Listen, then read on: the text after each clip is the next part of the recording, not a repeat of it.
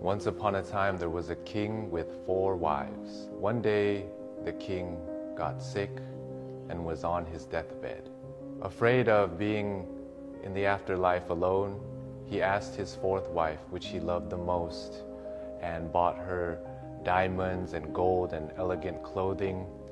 He asked her, "Would you die with me and go with me to the afterlife?"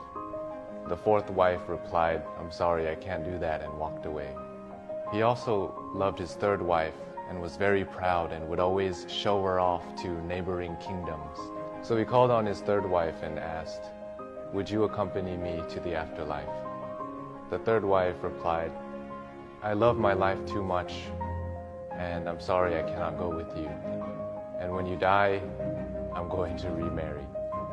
His 2nd wife has always been there for him in his times of need, so he asked, "Would you accompany me to the afterlife?" The 2nd wife then replied, "I'm sorry that I can't help you out this time, but what I can do is arrange your funeral, and I will be there for your funeral." A voice called out and said, "I'll leave with you and follow you wherever you go, even if it is to the afterlife." And the king looked, and it was his 1st wife.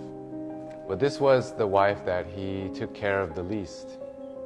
Felt embarrassed and said, "I'm sorry, I should have taken more care of you and given you more attention when I was alive." The moral of this story is that we all have 4 wives. Our 4th wife is our body.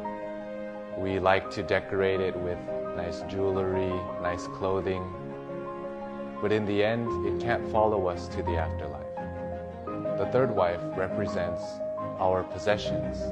We spend so much time trying to gather possessions, but in the end, they cannot follow us to the afterlife. It will be given to other people and divided, just like the 3rd wife said she's going to remarry.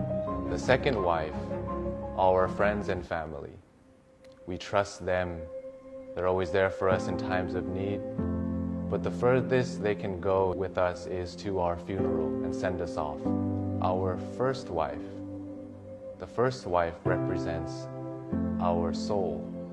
We usually neglect taking care of our soul. That is the thing that will follow us to the afterlife. Care for your body. Keep it healthy. Enjoy your possessions and the comfort they provide. Cherish your friends and family for the love that they provide. But don't forget to take care of your soul, nourish your soul. Take time to be alone. Take time to pray. Take time to meditate, because it is the source of all of your life and your most faithful friend. I hope this story can help you or somebody that you love. My name is Sean Buranahiran. สวัสดีครับ